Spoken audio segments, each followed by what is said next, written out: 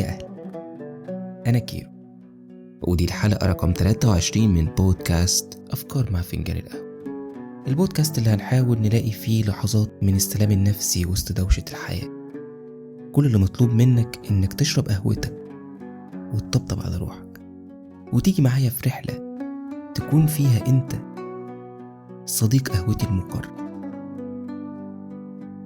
وفي نهاية الحلقة هكون سعيد لو شاركتوني تعليقاتكم وأفكاركم للحلقات الجاية، وكمان على سبيل الدعم والحب هكون ممتن جدا لو قيمت البودكاست ده على منصة البودكاست اللي بتحب تسمع منها.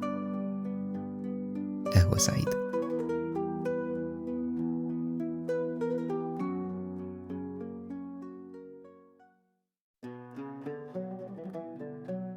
سنة جديدة بدأت، لسه بنقول يا هادي. الشمس النهاردة طالعة بتطبطب على كتف الواحد مع أول فنجان قهوة في السنة الجديدة. ريحة القهوة ملت المكان، ومعاها صوت فيروز اللي بيحسسك بالونس. يسعد صباحك يا حلو. شعور ملاني بكتير من الطاقة الإيجابية. قدامي أجندة جديدة، ريحة الورق الجديد فيها هيبة وجمال البدايات، وفي إيدي قلم مستعد يكتب خطة كاملة لإنقاذ العالم. وبدأت أكتب قائمة طويلة من الأهداف والأحلام. هصحى كل يوم الساعة 5 الصبح، هبطل السجاير وأكون إنسان جديد، هقرأ 50 كتاب في السنة، وأخيرا هاخد قرار إني أروح الجيم. بتقول الشاعرة وناشطة السلام الأمريكية الشهيرة إيديث لوفجوي بيرس: سوف نفتح الكتاب، صفحاته بيضاء وسنخط الكلمات عليها بأنفسنا. يدعى هذا الكتاب لفرصة، وفصله الأول هو أول أيام السنة الجديدة. وفجأة وبحركة غبية من إيديا اتقلب فنجان القهوة، والورق الأبيض من بقعة القهوة بقى ولا أعظم لوحة سريالية لسلفادور دالي. يا دي الحظ الغامق، باظت تقريبا ملامح السنة اللي لسه بتبدأ. نظفت مكان القهوة اللي اتدلقت، وبمنتهى التلقائية قلت لروحي: يلا معلش، دلق القهوة خير. بس ثواني، هل القهوة اتدلقت بالصدفة؟ ولا دي رسالة من السنة الجديدة بتقولي فيها اني مش كل اللي بخطط له هيمشي بالمسطرة؟ في اقتباس شهير للمخرج السريالي الفرنسي الشهير لويس بونويل بيقول فيما معناه: الصدفة ما بتخبطش على الباب، هي بتدخل وبتعيد ترتيب الغرفة. في محاولة منه للتعبير عن قيمة الصدفة كمحرك حقيقي للحياة وللفن، وإنها هي اللي بتخلق القدر بدون ترتيب مسبق. وبيشوف بونويل إن حادث بسيط زي دلق القهوة هو مجرد صدفة عظيمة لا خير فيها ولا شر. هي لحظة فوضى جميلة، وبالنسبة له اللحظات دي هي اللي بتخلق للحياة طعم، وهي أصدق من كل الخطط اللي ممكن تكتبها إيدك. كلنا يا صديقي اتخلقنا بنطارد البداية المثالية، الوقت المناسب اللي ما بيجيش أبدا، فنجان القهوة المظبوط اللي بوش في لحظة روقان. السنة اللي بتبدأ من غير أي كعبلة. لكن الحقيقة، ومن تجاربي ومن كثرة فناجين قهوتي المدلوقة، أدركت شيء مهم جدا، وهي إن البداية المثالية دي هي أكبر وهم اخترعه الإنسان لنفسه. كيتي ميلكمان الدكتورة في جامعة بنسلفانيا واللي قعدت تذاكر سلوك آلاف البشر بتقول إن في حاجة اسمها fresh start effect أو تأثير البداية الجديدة. البحث ده أثبت إن الناس بتميل إنها تعمل أهداف جديدة زي الدايت، الجيم، إنه يبطل تدخين في مواعيد معينة سموها المعالم الزمنية. زي بداية السنة، بداية الشهر، عيد ميلادك. وميلكمان وفريقها وجدوا إن التواريخ دي بتعمل حاجتين في مخنا. بتخليك تفصل بين الأنا القديمة بكل فشلها وهفواتها، وبين الأنا الجديدة اللي لسه ورقتها بيضة، اللي نفسنا نكونها. وبتقول إن المعالم الزمنية دي بتخلينا نبطل انغماس في تفاصيل حياتنا المملة، ونبص على الصورة الكاملة لحياتنا من بعيد، نتأمل تفاصيلها اللي عجبانا واللي رافضينها، نشوف ألوانها والجزء الباهت فيها، وندقق في أجزائها اللي محتاجة ترميم. وده بيحفزنا ناخد قرارات مصيرية. المشكلة في البدايات الجديدة يا صديقي إننا بنرسمها بالمسطرة، بنملاها بتوقعات مثالية وأحلام بألوان وردية وقائمة طويلة من الخطط المستقبلية، وبنتعشم في سنة زي ورقة الأجندة البيضاء. رغبة الإنسان في التحكم في المجهول خلقت جواه ميل كبير لفكرة الفال، فتظهر على تليفونك فجأة وانت بتقلب في فيديوهات الانستجرام فيديوهات توقعات حظ برجك السنة دي، توعدك بشريك حياة أفضل، فلوس أكتر، وتبلغك بشرة خير إن السنة دي هي السنة الأفضل في حياتك على الإطلاق. سنة مميزة جدا فيها تغييرات كبيرة خاصة ماديا، وهتبقى مجرد بداية لحد 2028. أو تلاقي رسالة على واتساب على جروب العيلة لمقطع فيديو من أحد برامج التوك شو الشهيرة، استضافوا أحد خبراء التوقع للعام الجديد، بتحذرنا من إن العالم هيشهد حرب عالمية كبرى، وإن الدولة الفلانية هتختفي، أو إن منتخب بلدك يا للصدفة العجيبة هيفوز بكأس العالم. ولأن الإنسان دايما عدو ما يجهل، فإحنا يا صديقي دايما بندور على علامات صغيرة في طريقنا تقول لنا إن اللي جاي أفضل، أو إن النجاح ممكن.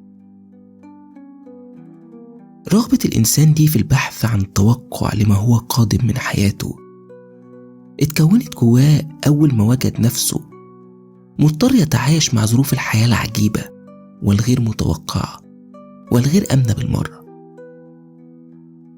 الإنسان طول الوقت نفسه يعرف بكرة هيحصل ايه، الحلقة الجاية من مسلسل حياته أحداثها عاملة ازاي. والحقيقة إني بشوف فيديوهات خبراء التوقع المنتشرة حوالينا على السوشيال ميديا، ومن قبلها كانت فكرة برجك اليوم في جورنان زمان هي نفس فكرة الست الكبيرة في العيلة أو صديقك الرخم وانت بتتفرج على مسلسلك المفضل، ويحرق لك أحداثه بناء على توقعاته كخبير درامي لسير الأحداث، ويقول لك البطل ده هيموت في النهاية على فكرة. الفيلسوف الهندي من أصول برتغالية باروخ سبينوزا في كتابه رسالة في اللاهوت والسياسة بيشرح ليه الإنسان عموما بيميل لتصديق الخرافة، وبيقول إننا لو كنا مسيطرين على حياتنا بنسبة 100% ما كانش حد فينا يا صديقي آمن بالخرافة، بس لأننا دايما بنتمرجح في الحياة بين الخوف من اللي جاي والأمل في إن حياتنا بكرة تبقى أحسن، فمخنا مستعد يصدق أي حاجة تطمنه في سكة الحياة المجهولة اللي ماشي فيها. في أسبانيا وأغلب دول أمريكا اللاتينية في تقليد اسمه عنبات الحظ ال12.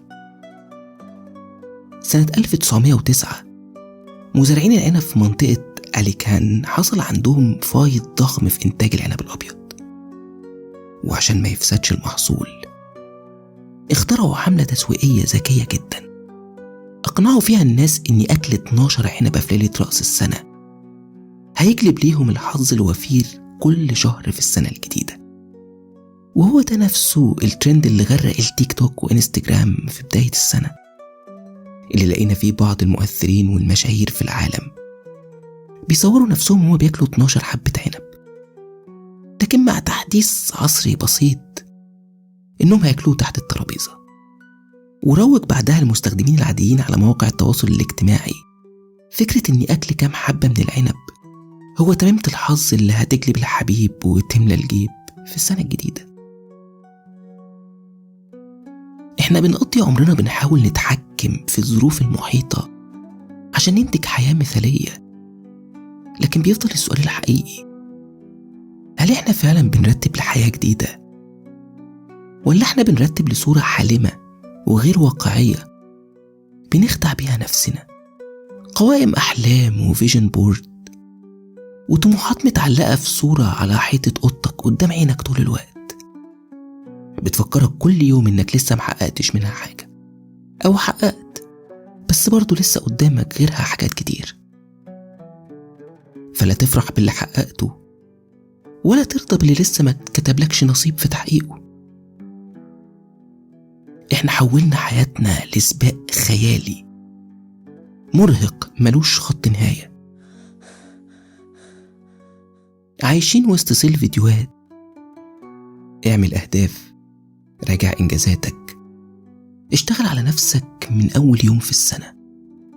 وأنا وزي كتير كل طموحاتنا نرجع تاني عيال قاعدين قدام القناة التانية ليلة رأس السنة مستنين فيلم هوم ألون، والتارجت إن أخلص طبق الفشار وأنام وأنا سعيد، واصحى أول يوم في السنة وأنا حاسس إن العمر لسه مستنيني، وإني مفيش حاجة مستعجلة، وإن الحياة قدامي وأنا مش في سباق معاها. What about you? Me? Yeah, you and your son. We'll see what happens. Merry Christmas. Merry Christmas. لو بصينا لفيلم هوم ألون هتلاقيه مثال حي بيعبر عن جيل الثمانينات والتسعينات، أعظم جيل اتعلم فن التعايش والتعامل مع أحداث الحياة العشوائية اللي بتخبط فيه طول الوقت وبتهدد حياته. جيل انطبقت عليه المقولة الشهيرة: من رحم المعاناة يولد الأمل، أو زي ما قالها الفيلسوف الألماني نيتشه: ما لا يقتلك يجعلك أقوى، أو لخصها الأديب فيكتور هوجو: الضوء لا يخرج إلا من شدة العتمة. جيل من يوم ما قالوا عليه كبر وشال المسؤولية وهو كل سنة بتعدي عليه أصعب من اللي قبلها، وهو بمنتهى المرونة النفسية بيتأقلم على أي حاجة، بقى حريف في لعبة الصبر، وشال على كتفه سلاح الأمل عشان يحميه في رحلة الحياة، وكل سنة يتعشم تكون أحسن من اللي قبلها. وشعاره الأكبر في الحياة: ملعنش الأزمات. وانا معيش ملعنش الأزمات. أنا شخصيا وأنا بقرر أحط أملي في السنة الجديدة لقيت نفسي عامل زي هنيدي في فيلم سور الصين العظيم لما مسك البتنجان الأسود في تحضير مسابقة الأكل في الصين وبص له وقال له: أنا مش واخدك عشان جمال عيونك، بس معرفش غيرك هنا. كتير حلو، افتكر اني قلت لك بلاش. في الحقيقة يا صديقي إحنا بنحتفل بالبدايات الجديدة لأننا أضعف من إننا نواجه حقيقة إن الزمن عمره ما يتغير، وإن إحنا الشيء الوحيد اللي المفروض يتغير. الإنسان من آلاف السنين رابط نفسه بالدورات الطبيعية للحياة وبدايتها، وفي اعتقاد بيقول إن البابليين هم أول ناس بدعوا فكرة عهود السنة الجديدة من حوالي 4000 سنة. من منظور علم النفس الاحتفال بيساوي طقس انتقال transition ritual، وده بيساعد على تقليل القلق من المجهول مع إنه ما بيقلش، وبيدينا إحساس بالتحكم في الزمن والحياة مع إننا ما بنتحكمش ولا حاجة ومعرضين لخوازيق الحياة طول الوقت. لكن برضو يا صديقي الإنسان عنده حاجة نفسية للاحتفال بالوقت والنجاح والإنجاز والتغيير، وغريزة البقاء جوه الإنسان خلت فكرة التفاؤل اللي جاي تتحول لآلية بتحميه. فمن المنظور التطوري لوجود الإنسان على الأرض وجدوا مثلا إنه حزن الإنسان الطويل على الماضي شيء غير منتج، ولو استمر الإنسان في حزنه على اللي فات أو وقع فريسة للإحباط، عمره ما كان ممكن يخطط للي جاي أو يكمل. وبالتالي أنا وإنت صديقي كان زماننا مش موجودين، ولا بنشرب قهوتنا دلوقتي سوا وبنحلل ونتكلم، وإنت مشكورا بقلب كبير بتسمعني. لكننا بقينا بنحول احتفالنا بسنة خلصت على اعتبارها شيلة تقيلة ورميناها من على كتافنا، أو ضيف رخم وفارقناه، وبنستقبل السنة الجديدة استقبال الفاتحين زي ما بيقولوا، وكأنها ساحر جاي وجايب لك في شنطته لعب أحلامك، أو شايل في جيوبه حبوب السعادة اللي هتبلعها بشوية مية فتنسى ألمك وحزنك واكتئابك كله، أو معاها خطة كاملة لتصحيح أوضاع حياتك وظروفك. الواقع العلمي للحياة بيقول إن الزمن في حقيقته بيمشي في خط مستقيم. السنة اللي بتمر علينا عمرها ما بترجع، لكن الإنسان قرر إنه يعيش في الزمن كدايرة، فصول وشهور وأيام بتتكرر. الدوران ده بيدينا شعور مريح إلى حد كبير بإن الفرص هتتكرر، وكل شوية نقول هعوض الجيم الجاي. إحنا بنيجي الحياة في رحلة من اتجاه واحد للمستقبل. تخيل يا صديقي إننا دلوقتي راكبين أتوبيس ورايحين اسكندرية. الطريق الصحراوي ده هو الزمن، الكيلومتر الواحد اللي بنعديه ما بنرجعهوش، مفيش يوتيرن ومفيش رجوع للقاهرة تاني. لكن احنا كبشر ما بنحبش الحقيقة الصدمة دي، بنزهق من الخط المستقيم. فبنعمل ايه؟ بنقوم نتمشى جوه الأتوبيس شوية، نطلع عند السواق فنقول ياه احنا لسه في الأول، سنة جديدة اهي. وشوية نقعد على الكرسي جنب الشباك عشان نعرف فاضل لنا كام كيلومتر بالظبط ونوصل. وشوية نرجع على الكنبة اللي ورا ونقعد نعيط على ما فات، أو نبكي على القهوة اللي اتدلقت من رجرجة الأتوبيس. لما بتهدم عشوائية الحياة بداياتنا المثالية، بنقف قدام قرار من اتنين: يا نبكي على فنجان قهوتنا المسكوب، يا نطبطب على روحنا ونقول دلق القهوة خير. هنا صديقي ممكن تسألني ايه ممكن يكون الخير في ان قهوتي تدلق بعد ما عملتها بمزاج وعشمت نفسي اشربها بهدوء؟ كان يا مكان كان في خادم اسمه خير شغال في قصر باشا من الباشوات، وكان كل ما يدلق القهوة وهو بيقدمها يسأل صاحب القصر ايه اللي حصل، فيقولوا دلق القهوة خير. ومع مرور الزمن لما كبر عم خير وبقى بيوقع القهوة أكتر، بقى بتتقل الضيوف على سبيل تهوين الموقف ورفع الحرج عن اللي اتدلقت عليه القهوة وعن الباشا صاحب القصر نفسه. وإن كانت القصة دي مجازية جدا، لكنها أكبر دليل على إن إحنا كبشر بنكره العشوائية في حوادث الحياة جدا، لدرجة إننا لما ملقيناش سبب منطقي يخلي القهوة لما تدلق تبقى خير، قمنا ألفنا قصة واخترعنا فيها شخصية خيالية كل ما يدلق القهوة نستبشر قدوم الخير. وجيراننا الأتراك مثلا في ثقافتهم حاجة تانية خالص، لما بتدلق القهوة بيقولوا فورا بما معناه إنها خدت العين وراحت، على قناعة من اللي اتدلقت قهوته إن كان في حسد أو طاقة شريرة مركزة عليه، والقهوة لما اتدلقت سحبت معاها الطاقة دي وخرجت. كل ده صديقي مش خرافات على قد ما هي آلية بشرية للتكيف، سلوك نفسي معروف اسمه ريفريمينج، أو إعادة وضع إطار مختلف للحدث عشان نقدر نعيش. لما بنغلط وندلق القهوة مش بس بنسامح نفسنا، لأ، ده احنا بنحول الغلطة لبشرة خير عشان نقدر نكمل ونتجاوز الموقف. وقبل ما أقوم أعمل قهوة تانية على أمل إنها ما تدلقش تاني، خليني أحكي لك قصة. في كولومبيا عندهم عادة غريبة ولطيفة جدا. ليلة رأس السنة، أول ما السنة تدق 12، الناس بتمسك شنطة سفرها وهي فاضية وتجري بيها لفة حوالين البيت. ليه شنطة فاضية؟ عشان عندهم اعتقاد بأن الحركة دي بتبشر بسنة مليانة سفر ومغامرات وحياة مختلفة. شنطة فاضية لكن في قلب مليان يقين إنها هتتملي ذكريات حلوة وأماكن جديدة وناس أجمل. في مبدأ عظيم أنا قررت أعتمده في حياتي في السنة الجديدة، اسمه مبدأ تجديد النوايا.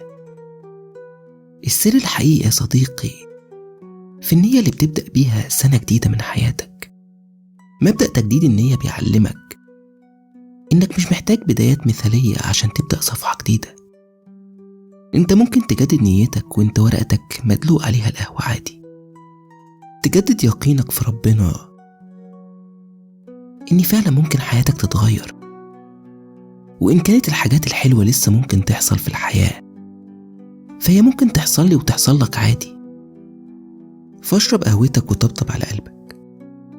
أول فنجان قهوة في السنة الجديدة مش عشان نكتب أهداف كبيرة وأحلام نعلقها على الحيطة. أول فنجان قهوة السنة دي هو قرار إننا ندخلها وإحنا ناويين نبطل نجري شوية ونتعلم نعيش. سنة جديدة يعني فرصة عمر جديد وحياة جديدة بأمل جديد. ومع أول أيام السنة الجديدة بتمنى لك قلبك يخف من اللي وجعه وتعوضك الحياة خير عن كل شيء فقدته أو خسرته، وتاخد فيها الفرحة اللي انت هتستحقها. وسيب الخطط، ومع فنجان قهوتك اللي جاي عايزك تبص للأجندة بتاعتك، سواء كانت لسه بيضة أو غرقتها القهوة زي بتاعتي، وجدد نيتك إن السنة دي هيكون قدامك 365 يوم تعيش فيهم بجد. هيكونوا 365 يوم فرصة لترميم اللي اتكسر جواك، 365 يوم فرصة إنك تكون شخص أنضج. هيكون فيهم أيام قهوتها مظبوطة، وهيكون فيهم أيام قهوتها مدلوقة، بس الأهم إنهم هيكونوا 365 يوم رحمة ولطف وستر من ربنا ليك.